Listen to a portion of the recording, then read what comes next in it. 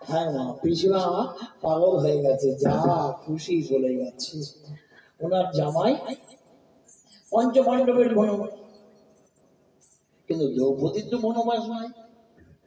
তাই ওনার জামাই বলে, বৌদি তোমার বনবাস নয়, তোমার যেতেই হবে।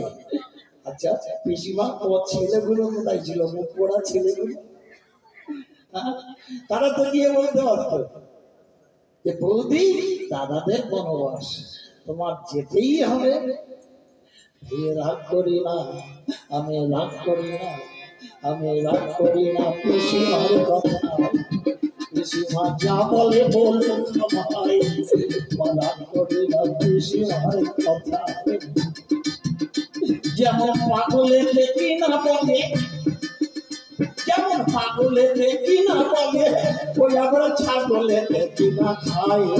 আমি রাগ করি না পিসিমার কথা, যা বলে বলুক আমায়, রাগ করি না পিসিমার কথা। ঝিঙেছি ঝিঙে লম্বা ফল, সবাই মাথার নিচে, তাই না?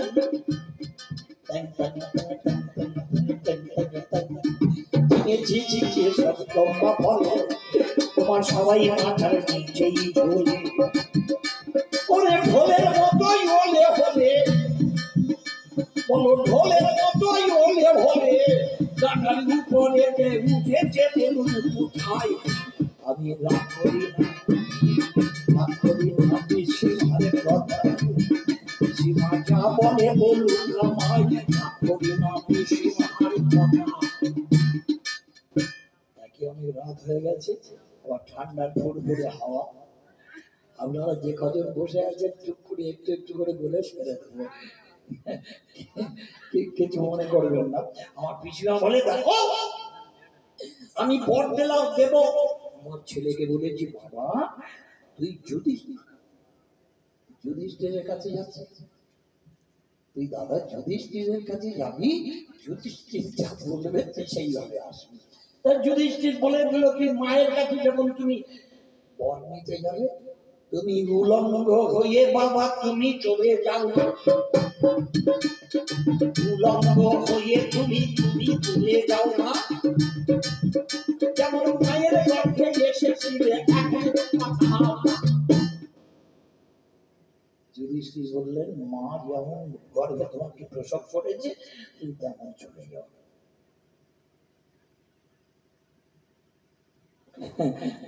কিরকম মাথা মোটা ছেলে জন্ম দিয়েছে চিন্তা করো।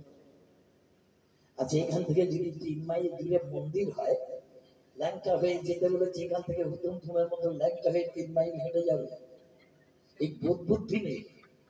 মন্দিরের কাছে গিয়ে যদি কাপড়টা খুলে ঢুকে যায় তো মিলে যায়, যাবে না, তো একই হলো। ভালো করে ভেবে দেখো, আমি ভগবান চিন্তা করছি, সব আমার ব্রহ্মাণ্ডের মালিক আমি, আর আমার বিয়াই যাচ্ছে 3 মাইল রাস্তার লাইন, তো লোকে কি বলবে, পাগল বলবে না? আমার মাথায় খেলে গেল সব ঘোরা, ওরে মাথাটা ন্যাড়া কৃষ্ণের কেন জানিস না? কৃষ্ণ তো বিভিন্ন তীর্থে ঘুরে বেড়ায়, যে কোনো তীর্থে মানুষ যায় কি ন্যাড়া হবে না? আপনি গয়ায় যান, কাশি যান, বৃন্দাবনে যান, আপনি যদি মস্তক মুন্ডন না করেন তাহলে আপনার তীর্থ হলো না। খেয়াল করে দেখবেন, সে জ্ঞান আছে বেশি, অনেক জ্ঞান নেই তো। আমি চিন্তা করছি, আমার পিসিমা যেরকম অজ্ঞান, তার ছেলেগুলো অজ্ঞান। জ্ঞানী আমার যুধিষ্ঠির বলে দিল, মা যখন বর দেবে, মায়ের গর্ভে থেকে যেমন এসেছিস ভাই সেরকম যাস। ও একেবারে 3 মাইল রাস্তা লাইন চলে যাচ্ছে। আমি বলি সর্বনাশ, এ তো মহা বিপদের কাণ্ড। আমি দৌড়ে গিয়ে মাঝখানে দাঁড়িয়েছি, পিয়াই মশাই নমস্কার। আমার দিকে পেছন ফিরে বলে নমস্কার। আচ্ছা আমি কি ওর দেখতে গেছি?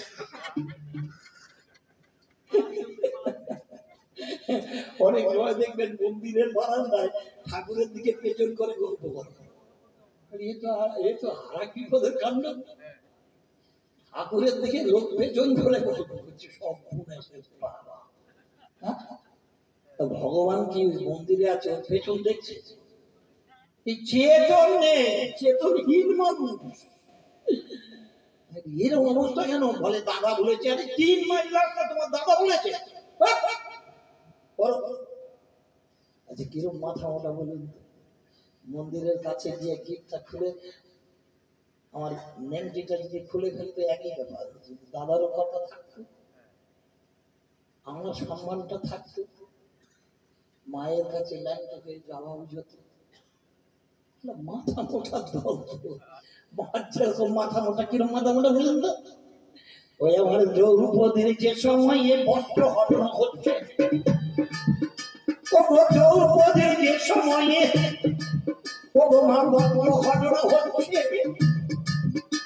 আর এই খবরে দেখো আমার সঞ্জয় বাবা বলছে। ধৃতরাষ্ট্র জিজ্ঞাসা করছে আমাদের রাজ্যের খবর কি? সঞ্জয় আছে না? চক্ষু সরু। সঞ্জয় বলছে দ্রৌপদীর কাপড় কেড়ে নিচ্ছে না স্বামী। কীর্তি যশ সজীবতী। আমার ছেলেরা যা কীর্তি করছে জগতে প্রমাণ থাকবে। কিরকম জ্ঞানকাণ্ড চিন্তা করতে পারছে। পাশে বউ বসে আছে, পাশে বউ বসে আছে। বাড়ির একেবারে পাড়ার নয়, বাড়ির বউমা তার কাপড়টা খুলে নিচ্ছে। স্বামী বলছে কীর্তি যশ সজীবতী। এবার কি হচ্ছে বলো তো? দ্রৌপদী তো কান্নাকাটি করছে, আমায় কৃপা করো, কৃপা করো হে ভগবান, আমায় কৃপা করো, কৃপা করো ওই হে ভগবান। আমার ভগবানের কৃপা করবে হবে না তোমার। ভগবান কৃপা করবে না? আমার ভগবান দ্রৌপদীকে বস্ত্র দিয়েছে। ভগবানের কি মিল আছে যে সেই মিল থেকে কাপড় এনে দেবে? বলুন ভেবে। আমি চিন্তা করলাম কোথা থেকে কাপড় দিই। ওই গুরুদের যে 100 খানা বউ আছে, 100 খানা বউয়েদের কাপড় আছে। যেখানে যত বাক্স প্যান্ডেল সব আছে আমি একটা একটা করে জুড়ে জুড়ে দিয়ে দিচ্ছি। ওর তো রাক্ষসের দল, বদমাইশের দল সব ট্রেনে যাচ্ছে, ট্রেনে যাচ্ছে। এখানে যে 1000 কাপড় জমে যাচ্ছে, হুঁশ নেই, কারোর হুঁশ নেই, ট্রেনে যাচ্ছে। তো ট্রাম তো বন্ধ করে না। ওদের বাক্স প্যান্ড্রায় যা ছিল সব দেওয়া হয়ে গেছে, তবু বন্ধ করে না। কি করি কি করি, এখন কাপড় কোথায় পাই? দুর্যোধনের বউ ভানুমতি বসে আছে 100 বউকে নিয়ে, বলতে পিল একবারে ঠ্যাঙের ওপর ঠ্যাং দিয়ে দ্রৌপদীর বস্ত্রহরণ চলছে। আমার সুদর্শন গিয়ে ওকে মা বড় বইয়ের কাপড় ধরে কাঁধে কাপড়ে দিল। ওরে বড় বইয়ের কাপড় কাঁধে কাপড়ে দিল। আমার বড় বইয়ের কাপড় কাপড় খুঁটে যেতে লাগলো। বড় বইয়ের কাপড় শো করে খুলে যাচ্ছে। তখনকার দিনের মেয়েরা তো ছায়া ব্যবহার করতো না, ছায়া তো এদিকে এসেছে। কাপড় খুলে যাচ্ছে, কি হলো নেই টেনে টুনে যত পরে সুদর্শনের ক্লান্ত আস্তে আস্তে খুলছে। ভানুমতির পাশে যে মানে মেজ বউ, এই বড় বউ পাশে মেজ বউ, মেজ বউকে বলছে কি ব্যাপার বলতো, বারবার আমি টেনে পড়ছি খুলে যাচ্ছে। মেজ বউ রসিক, রসিক মেয়ে তো বলে ও দিদি মনে হয় সরসরে মেয়েরা এসেছে। বলতে বলতে কাপড়টা পুশ করে চলে গেছে। বলো এবারে কি হবে? পরের বইয়ের উদঙ্গ কথা। যেরকম 4 প্রকার বংশ তোমার লাইন দেওয়ার পর 1 2 3 4 5 6 7 8 তোমার নাম্বারিং করা হয়। বড় ছেলের 1 নম্বর, মেজর 2 নম্বর, এই করে তো 100 নম্বর ঘর একদম ঘেরা বাড়ি, মাঝখানটায় উঠে। যেই বড় বউয়ের কাপড়টা চলে গেছে, তোমার ছুটে গিয়ে বড় বউ ঘরের ভিতরে ঢুকলো। ঢুকে দেখে ঘরে ফাঁকা, বা হবে বলো অন্য কাপড় পরবে কোথায়? সে মাল তো সব আগে চলে গেছে। বড় বউ ঘরে ভাবছে কি ব্যাপারটা হলো। এবার তো মেজ বউয়ের ধরেছে। মেজ বউ বলে ও দিদি সেই শ্মশানের রোগ আমার ধরেছে, মানে চেপে ধর। বাবা চেপে ধরলে হবে? ওমা আধা ঘন্টার মধ্যে 100 বউ উলঙ্গ, 100 বউয়ের ঘরের দরজা বন্ধ, কোনো সাড়া শব্দ নেই। এনার বড় বৌমা দেয়ালের কাছে গিয়ে বলে, হ্যাঁ রে মেজ বউ তুই কেমন আছিস? সে ওপার থেকে বলে, দিদি তুই আমি কেমন? বলে 3 নম্বরে খোঁজ নিয়ে ওমা পরস্পর ফোন হয়ে গেল, খোঁজা হয়ে গেল, সবাই ল্যাংটা, কারোর বসত নেই, ঘরেও নেই। ওমা বড় বউ কত দামি, শাশুড়ি কত দামি, আর বৌমার দামি হবে না? বড় বৌমা বলছে, যখন সবার বসত নেই সব বেরবে,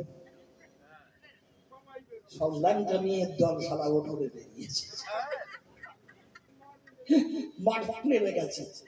নেমে গিয়ে গোল টেবিল করছে, কেন হলো এই কাণ্ডটা, কেন হলো? সবাই বলে, চল যেখানে শ্বশুর আর শাশুড়ি দুজনে আছে চল। তোদের মাথা খারাপ, আমাদের একরতি কাপড় নেই, আর শ্বশুর আর শাশুড়ি যেখানে আছে সেখানে যাবো? বাবা বড় বউ তো ভানুমতি, বুদ্ধি কম, বলে শ্বশুরও অন্ধ আর শাশুড়ি তো টোটাল অন্ধ, সে চোখে টুচি দিয়ে আছে। এরকম ব্যাপার, বুদ্ধিটা কেরম দেখো, কি কিরম হচ্ছে? হ্যাঁ, তোমার পিন্ডি এবার চটকা হও, তুমি আমার পিসিমা হও আর চা হও।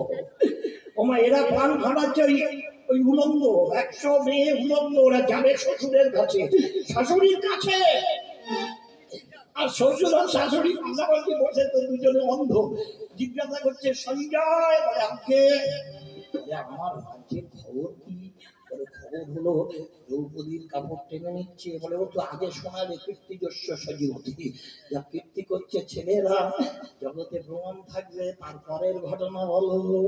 বলে দ্রৌপদীর কাপড় আর যাচ্ছে না, ভগবান শ্রীকৃষ্ণ আপনার বৌমাদের কাপড়গুলো প্রথম ডেলিভারি করেছে, তারপরেও তো জানোয়ারের মতো টেনে যাচ্ছে। তাই ভগবান আমার সহ্য করতে পেরে আপনার 100 বউকে উলঙ্গ করে কাপড় ওখানে দিয়েছে, তাদের আর কাপড় নেই। তখন দুজনে মিলে বলে, বন্ধ করো,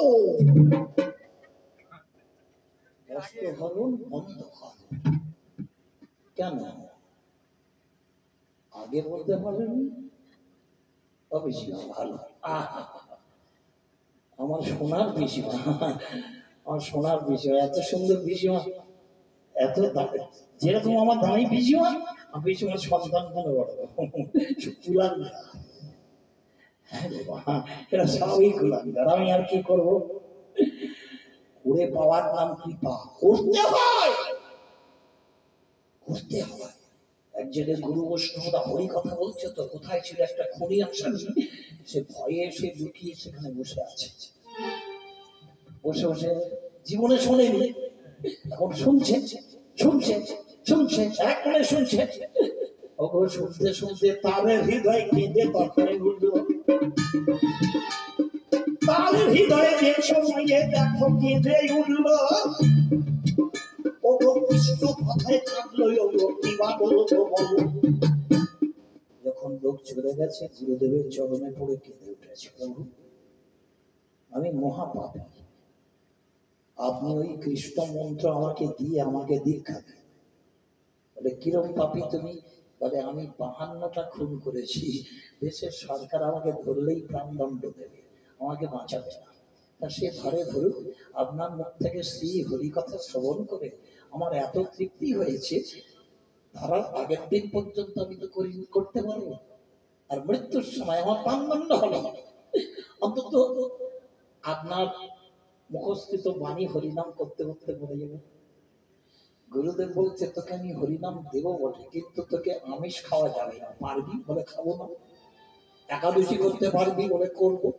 গলায় 3 খেয়া মালা পরবি? বলে পরবো। মরে তো যাবো, সরকার আবার খুঁজছে, মরে তো যাবো, তাহলে এগুলো সব করতে পারবি? বলে হ্যাঁ করতে পারবো। ওটা খুন করেছি 52, কিন্তু আর করবি না তো? বল আর করবি না? বলে না প্রভু, আর করবো না, যা হওয়ার হয়ে গেছে। আপনার কাছে যখন চরণে, আপনার চরণে আমি যখন শুভে দিয়েছি, আর করবো না। ঠিক তো? হ্যাঁ, তোমার সঙ্গে সঙ্গে মন্ত্র দিয়ে দিলেন, ভগবানের মন্ত্র। কিছু ভালো করে শুনে নাও, ভালো করে বুঝে নাও, যদি পেন না থাকে লিখে নাও। শীতলবাবু ডট পেনটা দিয়ে দাও, তোমার কাছে যে ডট পেনটা আছে যেটা দিয়ে ঢোল বাজাচ্ছ ওটা দিয়ে দাও, হ্যাঁ লিখে দাও। ওমা মন তো নিয়ে সবে দু চার পা ফেলেছে, ঘুরেই বললেন গুরুদেব হরি নামে আমার মঙ্গল হবে আমি বুঝবো কি করে? হ্যাঁ আপনার দেওয়া হরিনাম করলে বুঝবো কি করে যে আমার মঙ্গল হচ্ছে? গুরুদেবের কাছে একটা শাল কাঠের লাঠি ছিল, শাল কাঠের লাঠিটা নিয়ে দিয়ে দিল, নে তোর হরিনাম ঠিক ঠিক যেদিন হয়ে যাবে এই শাল কাঠ থেকে অঙ্কুরোগম হবে, বুঝতে পারছিস? গাছ বেরোবে, পুরো কাঠটায় গাছ বেরিয়ে যাবে, তখন তুই বুঝতে পারবি হরিনামের ক্রিয়া হয়েছে। আমারও কাঁধে করে নিয়ে বেটা দেখো চলে গেল, তোমার কাঁধে করে নিয়ে আমার দেখো চলে গেল, সে তো লোকালয়ে থাকে না তো ভয়ে তার ছিল, ওই আমার জঙ্গলে দে আছে বসে, জঙ্গলে দে আছে বসে একটা বাঘের গর্জন পেল, আমার বাঘের গর্জন পেয়ে তখন চতুর্দিকে তাকালো, বাঘের গর্জন তো বাঘের গর্জন, ওমা এদিক ওদিক তাকাচ্ছে, ওমা হঠাৎ তাকাতে তাকাতে তার নজরে পড়ে গেল একটা গরুকে বাঘ তাড়া করে আনছে, আর গরুটা এক লাফ দিয়ে বড় একটা গাছের আড়ালে দাঁড়িয়ে গেছে, আর বাঘটা ছাতি নিয়ে দাঁড়িয়ে গেছে। ও মুখ পেতে বাঘ বসে গেল, বাঘ প্লান হাঁটাচ্ছে ওই গাছের আড়াল থেকে সরলেই হয়, তুই সরবি আর আমি পড়বো। খনি আসামি সে বসে বসে মনে মনে ভাবছে গুরুদেব তো বলেছে আর তুই খুন করবি না, কিন্তু হরি কথায় শুনলাম কৃষ্ণ ভগবান নবলক্ষ গরু চড়াত, আমার গোবিন্দ গরুকে খুব ভালোবাসত, তাহলে 52টা তো খুন করেছি, আমার ভগবানের গরুকে খেয়ে নেবে, আর আমার কাঁধে এত বড় একটা শালের বাড়ি। আমার খনি আসামি ধীরে ধীরে এক পা এক পা এক পা এক পা করে ওই বাঘের কাছে গিয়ে এক লাঠি বাঘের মাথায়, আর বাঘ একেবারে নাম মেরে পড়েই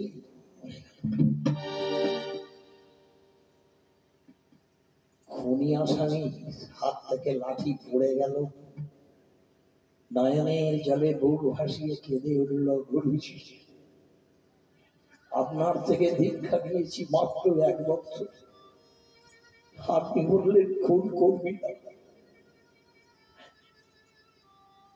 আপনার কথা আমি রাখতে পারবো, হয়ে গেল, আমি চাইনি খুনটা চাইনি, কিন্তু কোনো কারণবশত হয়ে গেল, 52 আমার ছেড়ে পারত। আমার নয়নের জল যখন টস টস টস টস করে সেই লাঠির উপরে পড়লো, কয়েকটা সেকেন্ডের মধ্যে শুকনো ওই যে কাঠটা, শুকনো যে সরকারের বাড়িটা পড়েছিল সেই কাঠে সারা শরীরে অঙ্কুরোদম হয়ে গেল,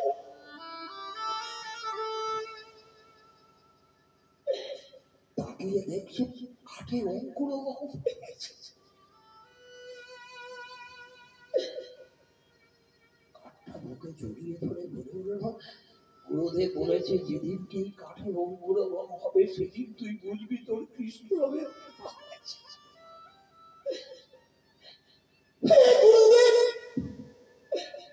আজ আমার কাঠে অঙ্কুরোদম হয়েছে, আমার কি কৃপা হয়েছে।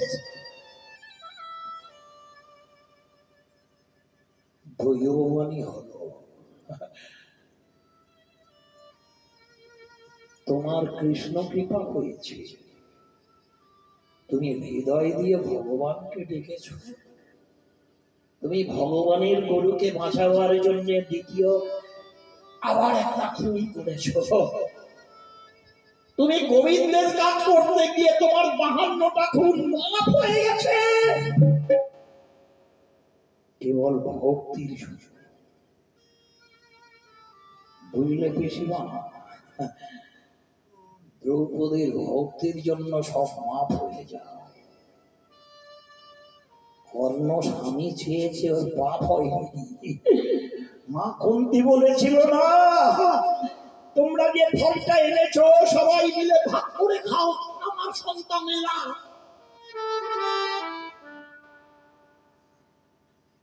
দ্রৌপদীর কর্ণকে চাওয়াটা অসুবিধা হয়নি। কর্ণ তো আমার মা কুন্তীরই পুত্র। ভগবান চিন্তা করছে, মা কুন্তী বলেছে আমার ছেলেরা যা এনেছো ভাগ করে খাও। গোবিন্দ চিন্তা করলেন মায়ের 5টা পুত্র, তার সঙ্গে কর্ণটা বাদ হয়ে গেছে। আজকে আজকের কাব্য বলে প্রমাণ করে দেবো, পূরণ করে দেবো, মা কুন্তীর আশা পূরণ করে দেবো। তুমি জানো না ওটা কাম্য বনে সাধুটা কে জানো? আমার গুরুদেব শান্তিপুরী। প্রতিদিন আমার গুরুদেবের জন্য আম হয়, আম সন্তানের থেকে যায়। গুরুদেব যখন সন্ধ্যায় আসে, আমটা পড়ে যায়, আমার গুরুদেব সারা রাত খেয়ে ওটাই কাটিয়ে। আমি চিন্তা করলাম এখানে গিয়ে এই কাণ্ড ঘটাবে দ্রৌপদী, মনের আশা পূরণ হবে, মা কুন্তীর আশা পূরণ হবে, জগৎবাসী দেখবে। তাই সতী নারী না, সতী নারী এমন বস্তু তুমি বুঝবে না, তোমার বোঝার ক্ষমতা নেই। ও তুমি বলছো না আমি জয়স্থ পাণ্ডবপুত্রম যিশাং কৃষ্ণ জনার্দন যথা কৃষ্ণ তথা ধর্ম, যথা ধর্ম তথা জয়, এটা বলেছিল। তুমি কেন বলেছিলে তুমি জানো না। যুদ্ধ যখন আরম্ভ হবে তুমি তখন বলেছিলে দুর্যোধন তুই চলে যা, কোথায়? যুধিষ্ঠিরের কাছে। ওরে কুন্তীতে যুদ্ধ করব, তোমার কাছে যাও না। আহা কুন্তীতে যুদ্ধ হবে, ওরে কাছে জানা। ও ধর্ম হলো ধর্মরাজ, আমার কথা দেনা। ও যদি বলে দেয় তাহলে জয় নিশ্চয়ই হবে। তুমি আনন্দেতে যাও, দুর্যোধনে তোমায়। তাই দুর্যোধন গিয়ে হাজির হলো, যুদ্ধ হবে, ফাইনাল হয়ে গেছে। কত চালাক নিয়েছে দেখুন। দুর্যোধন করজোড় করে গিয়ে হাজির হলো। দাদা কিরে সরল না? যারা কৃষ্ণ ভক্ত তারা সরল। যুদ্ধ কয়েকদিনের মধ্যে হবে, শুধু টাইম ফিক্সড হয়ে যাবে। সৈন্য সমবেত হয়ে গেছে। হ্যাঁ মা, 18 খনি সেনা সমবেত হয়ে গেছে, যুদ্ধ হবে। দুর্যোধন করজোড় করে গিয়ে বলছে দাদা। যুধিষ্ঠির জিজ্ঞাসা করছে ভাই কিছু বলবি? মা জানালো আমরা কোন তিথিতে যুদ্ধ যাত্রা করব, তুমি একবার বলে দাও না। এমন একটা তিথি বলে দাও সেই তিথিতে যাত্রা করিলে আমরা জয়লাভ করব। যুধিষ্ঠির বলে উঠল লিখে নে, লিখে নে, ভালো করে লিখে নে। অঘ্রাণ মাসের 13 তিথিতে তুই যদি যাত্রা করিস তোর জয় হবে।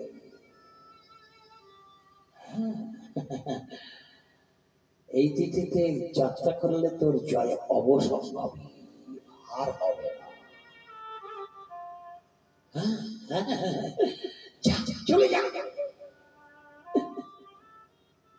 পিসিমার কাছে এসে হাজির হলো দুর্যোধন। জিজ্ঞাসা করছে পিসিমা কোন তিথি বলেছে? বলে হ্যাঁ বলেছে,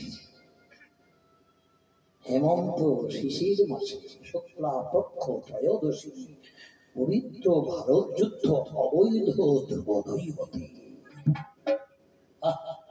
পিসিমার আনন্দের সীমা নেই।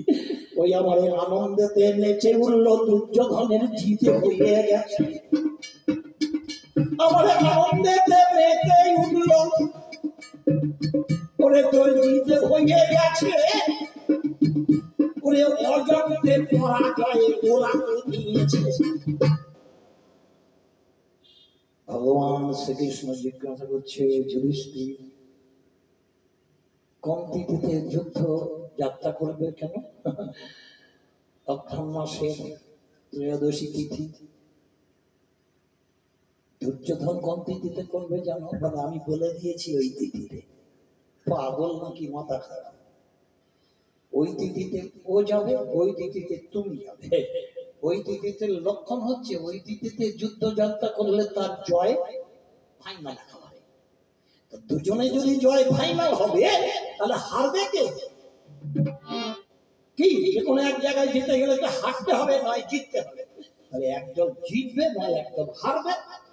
দুটো দল যদি জিতবে তাহলে লাভটা এত গন্ডগোলের লাভ। ইনি খুব আনন্দে আছে, ইনি খুব আনন্দে আছে।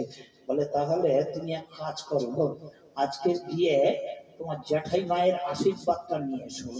আশীর্বাদটা কি করে দেখা যাক।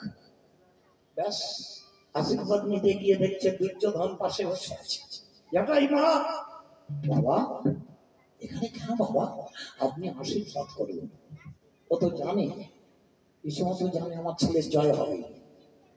হ্যাঁ, তাহলে একটা স্তব বাক্য দিয়ে খুব খুশি হবে। জিজ্ঞাসা করছে কৃষ্ণ কাদের দলে?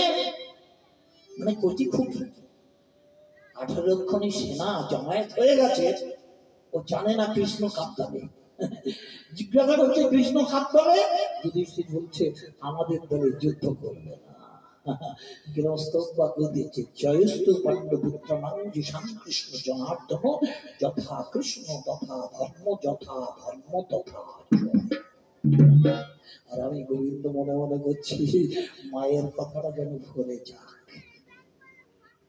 হ্যাঁ, চালাকি করে তো কোনো ভালো কাজ হয় না, মহৎ কাজ চালাকির দ্বারাই হয় না। তুমি চালাকি করে আশীর্বাদ দিচ্ছ যে জিতবে তো দুর্যোধন, পৃথিবীটা এমন। আর গোবিন্দ মনে মনে করছে তোমার আশীর্বাদটাই করবো, জয় হোক যুধিষ্ঠিরের। যুধিষ্ঠির এসে বলছে এই বলেছে, কিন্তু তোমার মৃত্যু। আরে কিরকম মৃত্যু? এক তিথি তো যাওয়া যাবে না। বলে যাওয়া যাবে না? বলে তাহলে এক কাজ করো, তুমি মহা তিথিতে যাবে। মহা? বলে হ্যাঁ। বলে প্রভু মহা তিথিতে গেলে মানুষ এমনি হোঁচট খেয়ে পড়ে মরে যায় না, আর আমরা তো যাবো যুদ্ধ করতে। বলে হ্যাঁ, একদল জিতুক একদল হারুক। বলে মহা, আরে আমাকে যদি মানো তাহলে আমার কথা শোনো। দেখেছেন ভগবানকে ভালোবাসার ফলটা দেখেছেন জগতের ভারতবর্ষের ভারতে মহাভারতে প্রমাণ করে দিল। যুধিষ্ঠির বলে বলেন আপনি যখন বলছেন মহাতিথিতেই যাত্রা করবো, আমি রাজি। আমাদের পঞ্চপাণ্ডব আমার ভাইয়েরা সবাই রাজি, ওই তিথিতে যাত্রা করবো। ফাইনাল হয়ে গেল। কেউ মনে মনে একবার বললো না ওই তিথিতে বাইরে বেরোলেই মৃত্যু যোগ। এই বুঝতে পারে না, একবার না। ভগবানের প্রতি নিষ্ঠা চাই, একনিষ্ঠা। একনিষ্ঠা হলে তো হয় না। যখন ওরা বেরোবে, গোবিন্দ রথ নিয়ে সামনে দাঁড়িয়েছে। যুধিষ্ঠির বললেন প্রভু আপনি রথ নিয়ে সামনে? বলে আজকের তিথিটা তো মঘা তিথি, মঘা নক্ষত্রে তুমি আরো যাত্রা করছো, আর আমি এসে দাঁড়িয়ে আছি তোমাদের এখান থেকে 12 ফেলার আগে। আমি 10 পাতে দাঁড়িয়ে আছি। আমাকে দর্শন করে মঘা তিথিতে যাত্রা করলো, পৃথিবীতে যত তিথি আছে সবার বড় তিথি হয়ে যাবে। ভগবানকে দর্শন করলে যার জন্য ভগবানকে দর্শন করে রাজা যুধিষ্ঠির যাত্রা করলো। মায়েরা ধ্বংস হয়ে গেল। আমার পিসিমার কথা রইল, পিসিমার মুখে ফুল চন্দন পড়ুক। ওগো আমায় দোষী করো না গো, দোষী আমায় করো না, আমায় দোষী আমায় করো না গো, দোষী তো করো না। আর বেশি এখানেতে মুখে আর বলবো না, তাহলে এই পর্যন্ত এখানেতে আমি ভাবের কথা জানি। ছোট্ট করে একটু ভাবি।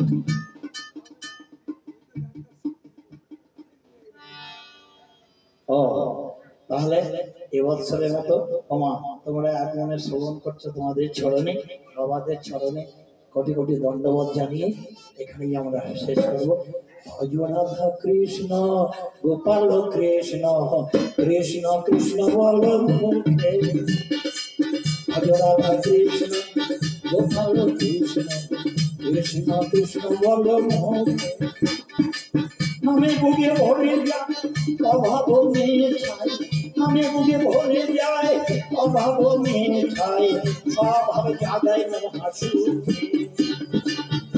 রাধা কৃষ্ণ গোপাল কৃষ্ণ, কৃষ্ণ কৃষ্ণ বল মুখে। হলো তরি তাই আনন্দে হল।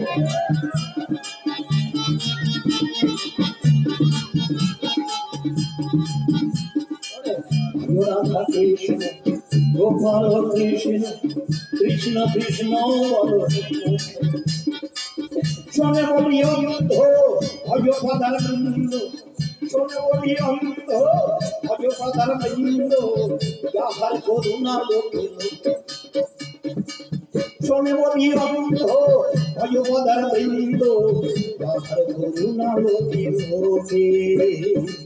ভজ রাধা কৃষ্ণ গোপাল কৃষ্ণ, কৃষ্ণ কৃষ্ণ বল মুখে, কৃষ্ণ কৃষ্ণ বল মুখে।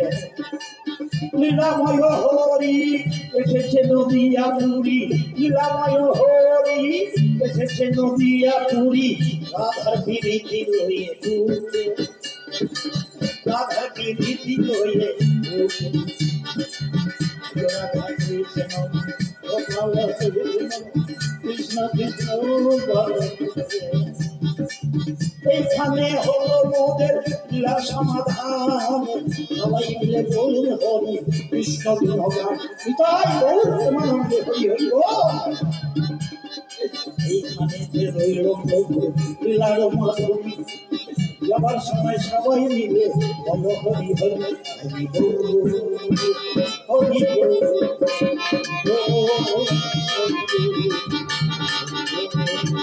হরি বল হরি বল হরি বল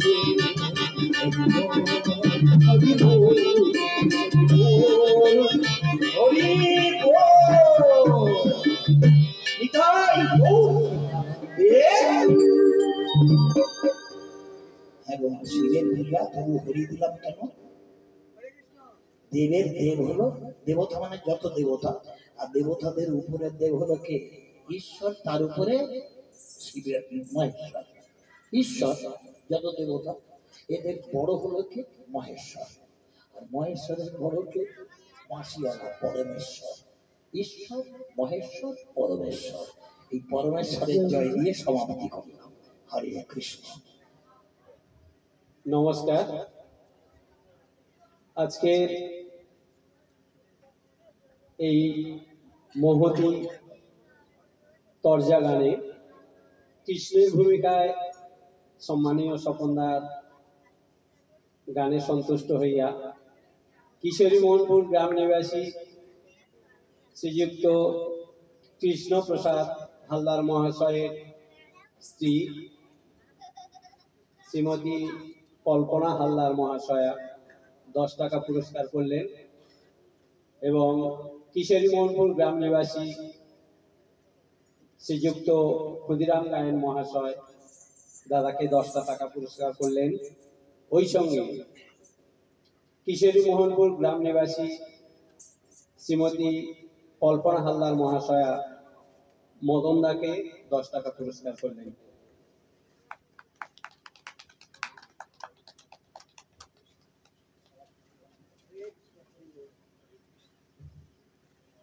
এখানে আমাদের তরজা গান সমাপ্ত হলো।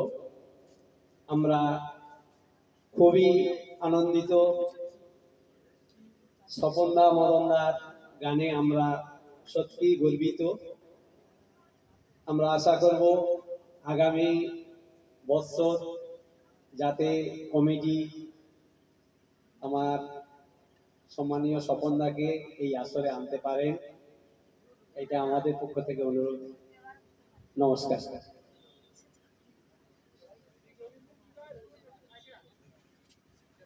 জয় রাধে। সকল গ্রামবাসী, সকল ভক্তমণ্ডলী, আপনাদেরকে প্রীতি শুভেচ্ছা ভালোবাসা প্রণাম জানিয়ে যে আমরা